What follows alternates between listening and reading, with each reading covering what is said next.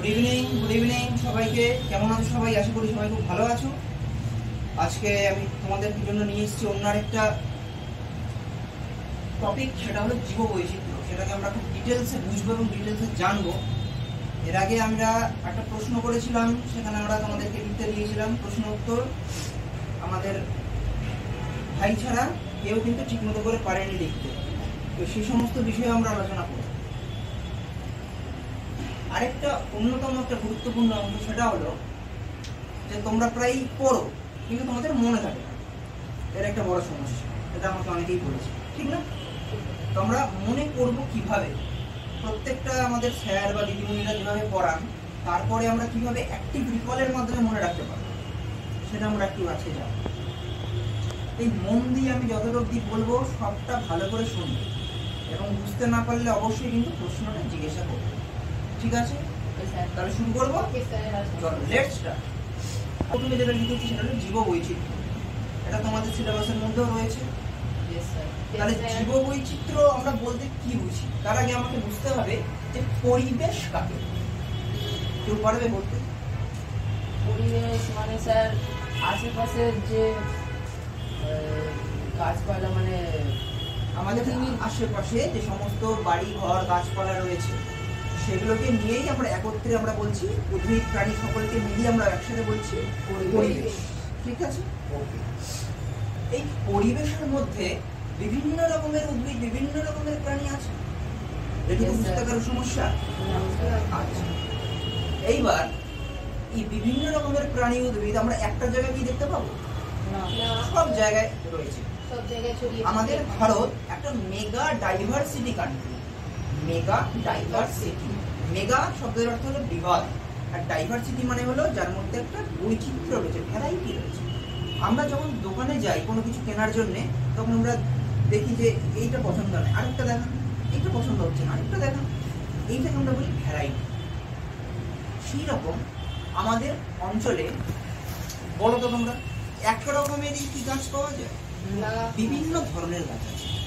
আমরা যদি আম গাছে যদি দেখি, আমরা আম যে ফল খাই গ্রীষ্মের সময়, সেটা কি এক রকমের হয়? বিভিন্ন প্রজাতির আছে না? এই সমস্তটা আমরা ভালোভাবে জানি। তার আগে আমাদের যেটা বুঝতে হবে সেটা হলো গিয়ে জীববৈচিত্র্যটা কাকে বলে। তোমরা যেরকম ক্লাসে যাও, তোমাদের ক্লাসে কি একজন টিচার থাকেন, যখন অনেক স্টুডেন্ট থাকে, প্রত্যেকের নাম আলাদা, প্রত্যেকের কিন্তু ঠিকানা আলাদা, প্রত্যেকের ভালো লাগা মন্দ লাগা আলাদা, কিন্তু সবাই একটা ক্লাসে বসে কিন্তু ক্লাসটা করছে। বুঝতে পেরেছো? সবাই একটা ক্লাসে পড়ে, সেটা ক্লাস 10 হতে পারে, 12 হতে পারে, কলেজ হতে পারে, তাই না? তো কিন্তু সবাই কিন্তু একই ক্লাসের ছাত্র বা ছাত্রী, কিন্তু একটাই জায়গায় রয়েছে। একই দোকানে, শাড়ির দোকানে, জামার দোকানে আমরা ভ্যারাইটি অফ জামা কাপড় দেখতে পাই না? সেটাই হলো জীববৈচিত্র্য। একটাই জায়গায় যখন বিভিন্ন জিনিসের সমাহার হয়, সেটাকে আমরা বলবো বিভিন্ন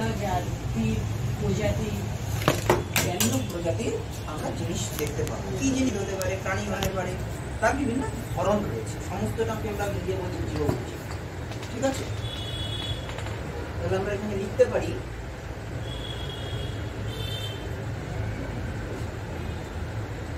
বিভিন্ন ধরনের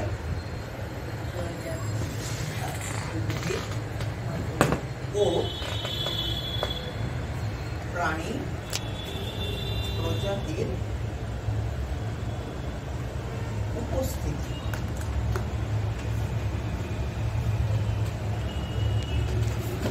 বুঝতে পেরেছো? কোনো সমস্যা? এগুলো বিভিন্ন ধরনের উদ্ভিদ এবং প্রাণী প্রজাতির উপস্থিতি যখন একটা নির্দিষ্ট জায়গায় থাকছে, একটা নির্দিষ্ট জায়গায় সীমাবদ্ধ থাকছে, সেটাকে আমরা বলবো জীববৈচিত্র্য। এবার এই জীববৈচিত্র্যের অনেক ধরনের ভাগ আছে। একটা আছে আমাদের প্রজাতিগত, একটা হলো প্রজাতিগত ভাগ আছে, 1 নম্বর দিলাম। 2 নম্বর কি রয়েছে? জিনগত। বলে দেবো, সব ডিটেলসে বলি। আর 3 নম্বর হলো আমাদেরকে বাস্তুতান্ত্রিক। বাস্তুতান্ত্রিক।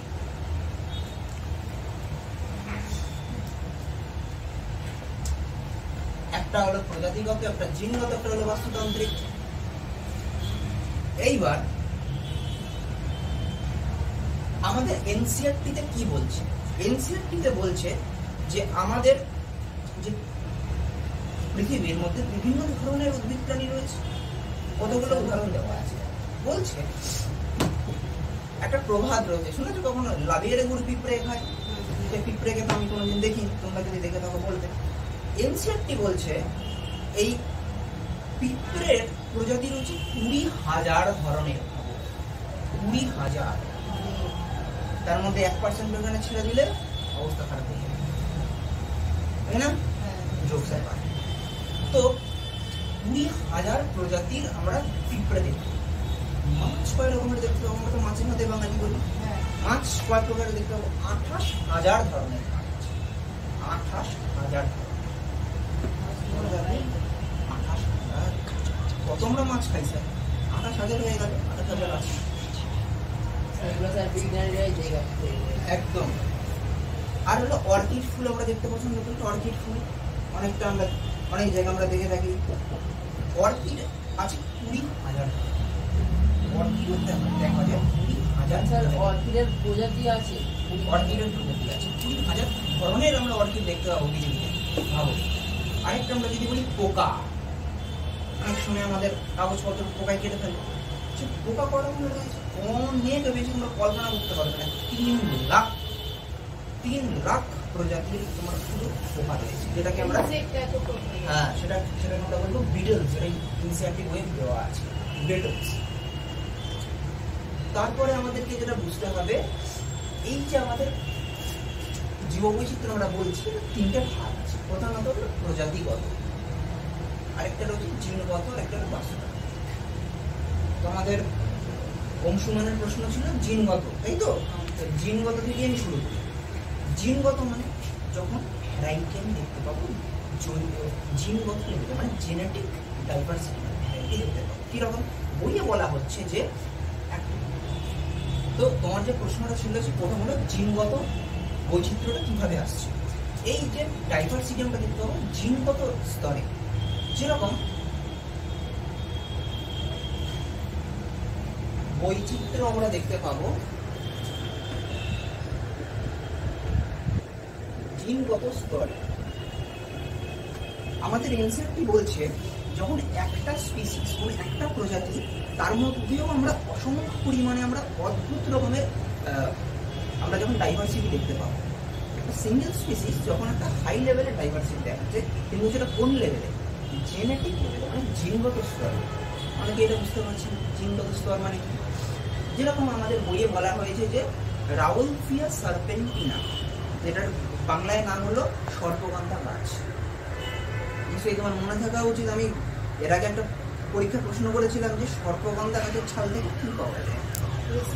রেসারপিন, একটু উপকার, খুব ইম্পর্টেন্ট, পরীক্ষা আসার মতো। ঠিক আছে, তো আমরা রাউলফিয়া সার্পেন্টিনা মনে রাখবো। ওই গাছের ছাল থেকে আমরা পাবো একটু উপকার, তার নাম হলো রেসারপিন। কারেক্ট।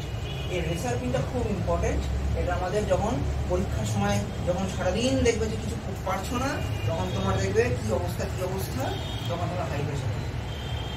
বাড়িতে যদি কারো থাকে যে কারো হাই প্রেশার, খুব টেনশন করে, হাইপার টেনশন কমানোর জন্য। আর বৈচিত্র্য হলো জিনগত স্তর। এবার আমি পুরো উদাহরণ দিয়ে বোঝাচ্ছি। আচ্ছা, আমরা ভাত খাই না? ভাত কোথা থেকে আসে? ধান থেকে আসে। তো এই ধান থেকে আমরা চাল পাই। চাল আমরা কত ধরনের আমরা পাই জানা আছে? কারোর আইডিয়া? 50,000 প্রজাতির আমরা চাল পাই। এর যে বৈচিত্র্য সেটা জিনগত। ব্রাউন রাইস, হ্যাঁ অবশ্যই পাবো।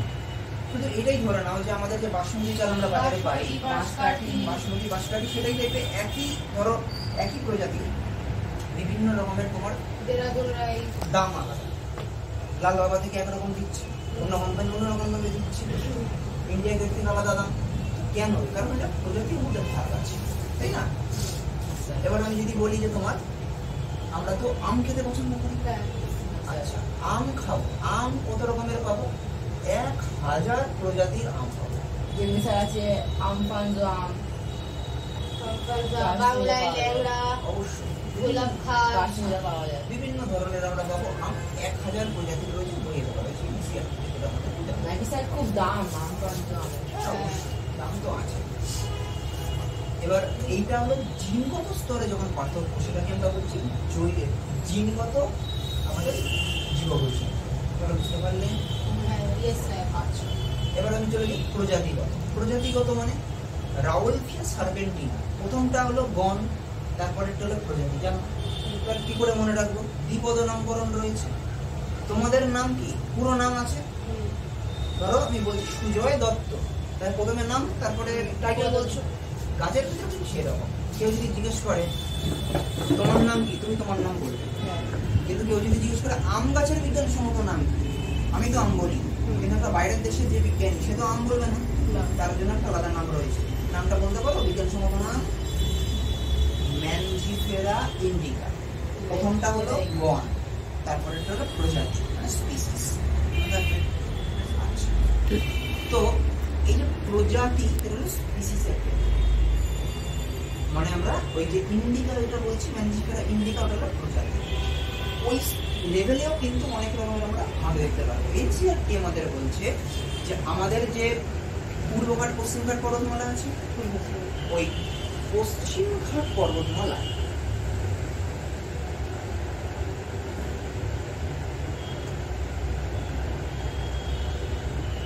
এবং পূর্বঘাট পর্বতমালা,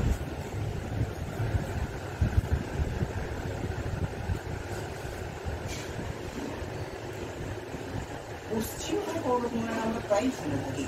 এটা বায়োডাইভার্সিটি হটস্পটের মধ্যেও পড়ে। ঠিক?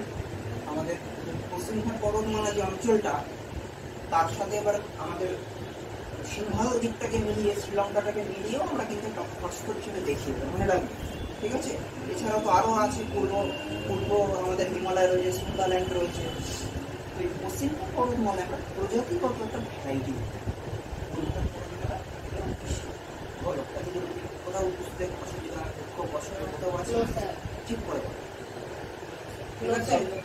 বুঝতে পেরেছো বাবু? এবার আমি বাস্তুতান্ত্রিক যখন জীববৈচিত্র্য আসবে, বাস্তুতান্ত্রিক মানে ইকোলজিক্যাল। তুমি যে এখানে বাস করছো, হতে পারে যে সেখানে হয়তো অনেক রকমের জলাশয় রয়েছে, ওয়েটল্যান্ড, যেটাকে আমরা বলি জলাভূমি। তাহলে জলাভূমির একটা বাস্তুতন্ত্র আলাদা থাকবে। ওখানে ছোট ছোট পোকামাকড় থাকবে, মাছ থাকবে, অন্যান্য প্রাণীরা থাকবে, ফাইটোপ্ল্যাঙ্কটন, জুপ্ল্যাঙ্কটন, মিলিয়ান ওখানকার পরিবেশটা আলাদা হয়ে যাবে, তার বাস্তুতন্ত্র আলাদা। একটা তুমি বনে গেলে, বনের মধ্যে কিন্তু তুমি ওইসব পাবে না যেটা তুমি এখানে পাচ্ছ। পাবে? বনের মধ্যে তুমি প্রচুর গাছ পাবে, কাঠ রয়েছে, মধু রয়েছে, মোম রয়েছে, অনেক রকমের পশু পক্ষী রয়েছে, সবাই ওখানে রয়েছে। তো সেটা আলাদা। আমাদের NCERT বলছে বাস্তুতান্ত্রিক ক্ষেত্রে আমরা কিভাবে দেখবো, পর্বতমালা যেখানে রয়েছে তার বাস্তুতন্ত্র আলাদা হয়। যেখানে পাহাড়ি এলাকা, সেখানে তুমি কি কি গাছ পাবে? Oak, fir, maple, pine. এগুলো আমরা কলকাতা শহরে পাবো? কেন পাবো না? কারণ এগুলো পর্বত এলাকায় হয়, শীত প্রধান এলাকা, উঁচু পাহাড়ি এলাকায় হয়। এখানে পাবে না সমতল ভূমিতে, পর্বতমালায় আলাদা। আচ্ছা, রুক্ষ সূক্ষ্ম তুমি যদি মরু এলাকায় যাও, মরু এলাকায় আমাদের মতো আমরা যেখানে এই সমস্ত যে ফুল, রঙিন ফুল দেখতে পাই, তুমি পাবে কি মরু এলাকায়? পাবে? পাবে না। আবার আমি যদি আমার উপকূল এলাকায় যদি চলে যাই, যেটা আমাদের সমুদ্রের একদম কাছাকাছি উপকূল এলাকা, স্যান্ড বিচ থাকে, সেখানে কিরকম পাবো? নারকেল গাছ বেশি পাবো, ওখানে আমরা মশলা খেতে বেশি পাবো। এটা হলো আমাদের উপকূলীয় এলাকা। এছাড়াও আমাদের রয়েছে কিছু জলাভূমি, কিছু রয়েছে এস্টুয়ারি।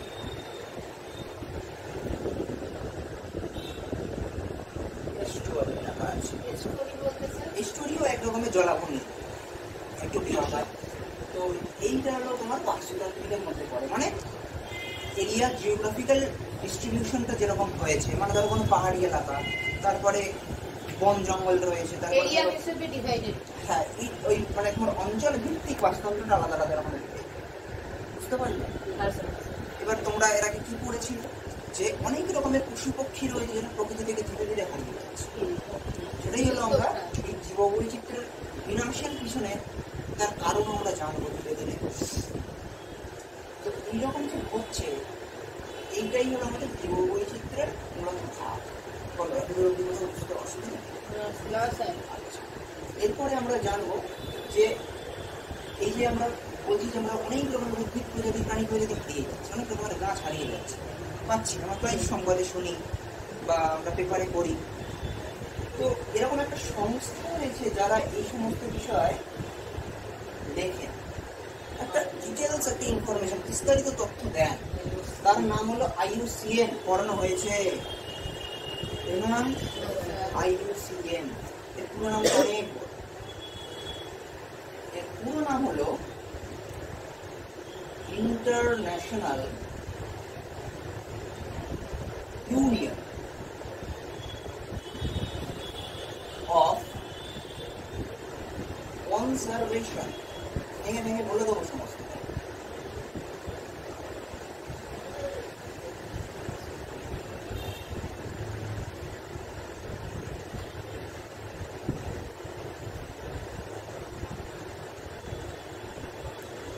Nature and natural resources. আচ্ছা, এই পুরো নামটা কি ইম্পর্টেন্ট? অবশ্যই অনেক জায়গায় ন্যাচারাল রিসোর্সেস। তো এটা একটা আন্তর্জাতিক প্রতিষ্ঠান যেটা কনজারভেশন হলো সংরক্ষণ আমি করবো। কাকে করবো? নেচার মানে প্রকৃতি, এবং ন্যাচারাল মানে প্রাকৃতিক রিসোর্সেস মানে সম্পদ, প্রাকৃতিক সম্পদ যেগুলো আমরা প্রকৃতি থেকে পাই। আমরা মূল্যবান কাঠ পাই। সেটা হলো আমাদের টোটাল প্রজাতি কতগুলো রয়েছে। আমরা তখন যে প্রজাতি বলছিলাম, কতগুলো প্রজাতি রয়েছে ধারণা আছে? পড়িয়েছিলাম কিন্তু 1.7 থেকে 1.8 মিলিয়ন রয়েছে প্রজাতির সংখ্যা। প্রজাতির সংখ্যা তার মানে 1 মিলিয়ন মানে জানা আছে? সমান বলতে পারো? 10 লক্ষ। 10, কারেক্ট।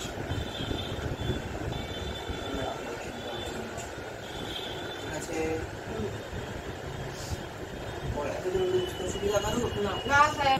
আচ্ছা, আমাদের প্রকৃতিতে বিভিন্ন রকমের প্রাণী রয়েছে। তাহলে আমরা ইনসেক্ট হিসাবে আমরা যদি দেখি যে আমরা যদি বলি মেরুদণ্ডী, অমেরুদণ্ডী এবং উদ্ভিদের ক্ষেত্রে আমরা দেখি। আমরা যদি বলি অমেরুদণ্ডীর আমরা হিসাব দেখব, তারপরে আমরা একটুখানি মেরুদণ্ডীরও হিসাব দেখব।